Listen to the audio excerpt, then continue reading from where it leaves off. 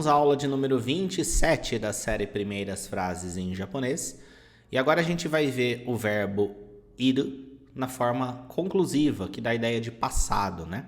E a gente já viu nas aulas anteriores, se você não assistiu as anteriores, é importante que você assista. Essa série de aulas, elas acontecem em sequência. A gente já viu que o verbo iru tem o significado de haver, estar, existir, e ele é usado para seres vivos. E a forma conclusiva dele, nós falamos ita. E agora a gente vai trazer várias frases usando essa forma. Então temos aqui na primeira frase o seguinte: Byouin ni ita. Tem o significado de estava no hospital. Essa palavra aqui, ó, byouin, ela tem o significado de hospital, ok? E aí temos aqui a partícula ni. Para esse verbo, ele indica onde alguma coisa está, onde alguma coisa existe. E aqui nós temos o ita, que dá a ideia de estava, né? Ou havia no hospital.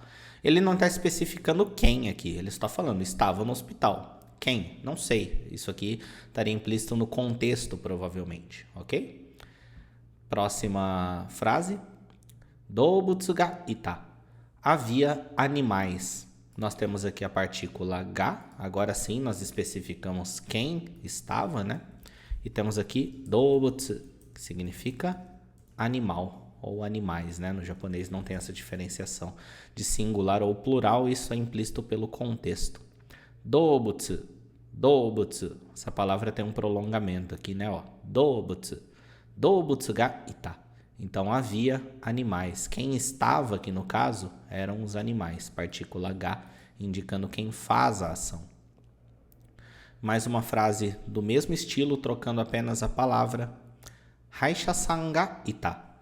Havia ou tinha um dentista, né? Essa palavra aqui, ó, Haisha-san, significa o dentista. Se eu falar apenas Haisha, também tem o significado de dentista.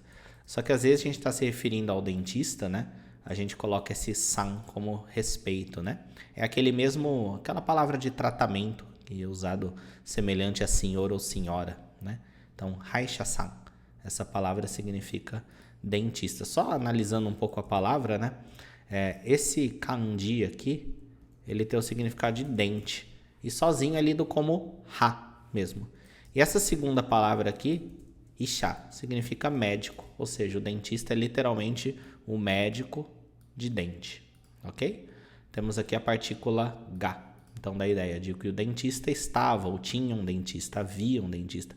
Percebe que, apesar da diferença da tradução aqui, né, havia animais ou tinha um dentista, é só comodidade de tradução. Você tem que lembrar sempre que significado é diferente de tradução. Você foca no significado das frases em japonês. Você tem que entender o que ela quer dizer. E o que ela quer dizer? Essa coisa aqui, ou essa pessoa aqui, indicando pela partícula ga, indica que ela faz uma ação. Qual que é a ação que ela faz? A ação é ita. Aí qual que é o significado dessa ação? O ato de que haver, estava, existia, ok? E aí, uma vez entendido o significado disso, a gente traduz para o português de acordo com o que vai representar melhor a ideia que está sendo transmitida. Aí tanto faz se é havia, estar, existia. Tem gente que é presa às palavras, né? Muito presa às palavras, tipo... havia um dentista ou tinha um dentista é praticamente a mesma coisa. Depende apenas se você vai falar de um jeito ou de outro, dependendo do contexto, né? São apenas mudanças na tradução. O que importa aqui é você entender o que está acontecendo na frase em japonês, ok? Próxima frase. Ayashi hito ga ita. Havia uma pessoa suspeita. Nós temos essa palavra aqui, ayashi, significa suspeito. Ela é uma característica, um adjetivo, tá? Adjetivos são palavras que dão características. Ayashi, ok? Suspeito. Aí temos a palavra hito, que significa pessoa, ok?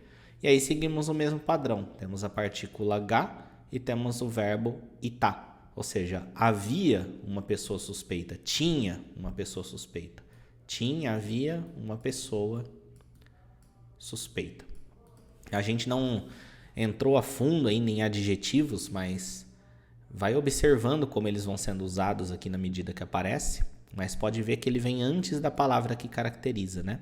Ayashi hito, uma pessoa suspeita, ok? Próxima frase.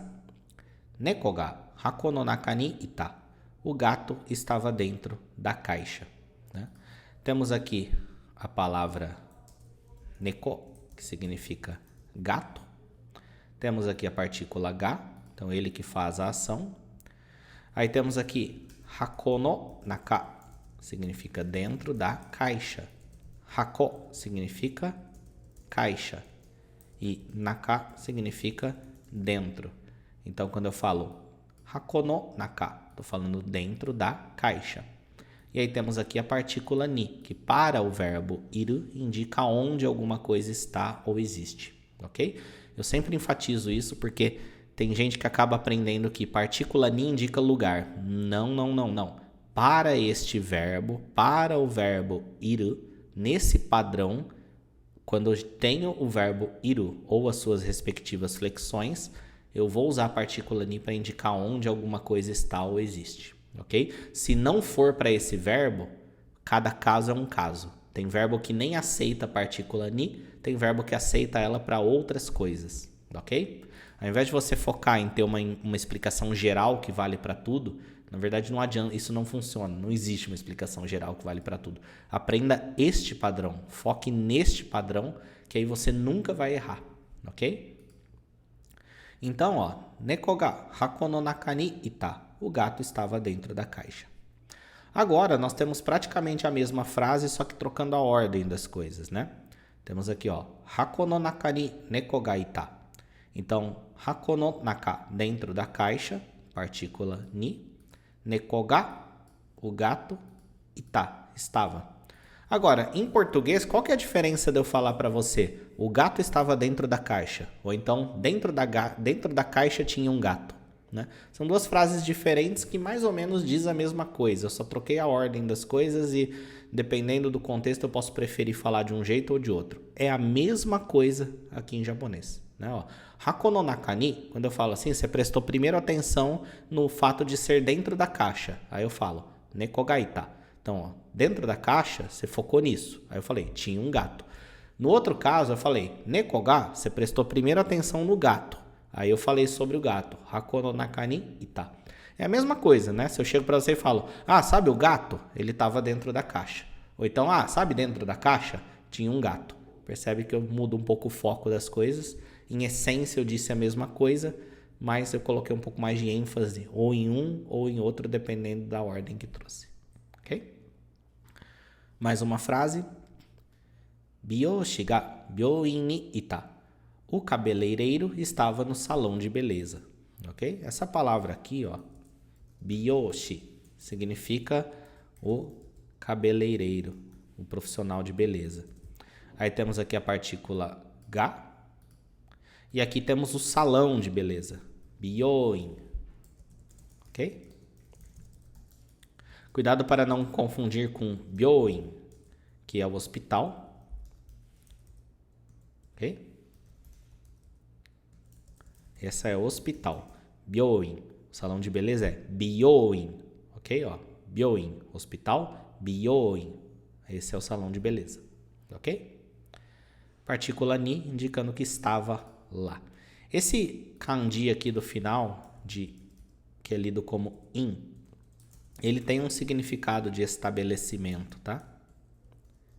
Não que você usa a palavra sozinha com significado de estabelecimento, mas dentro da palavra, né?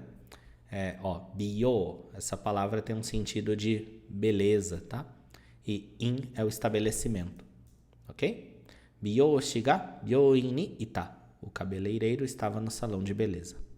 E a última frase, usando esse mesmo modelo.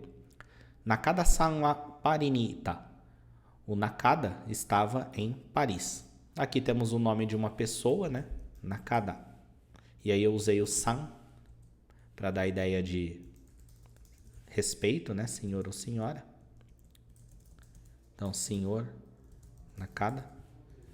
Aí eu tenho aqui a partícula o a. Por que a partícula o a? Porque eu quis colocar ele como assunto principal, eu quis falar sobre ele. Então, falando sobre o senhor Nakada, aí eu falei alguma coisa sobre ele.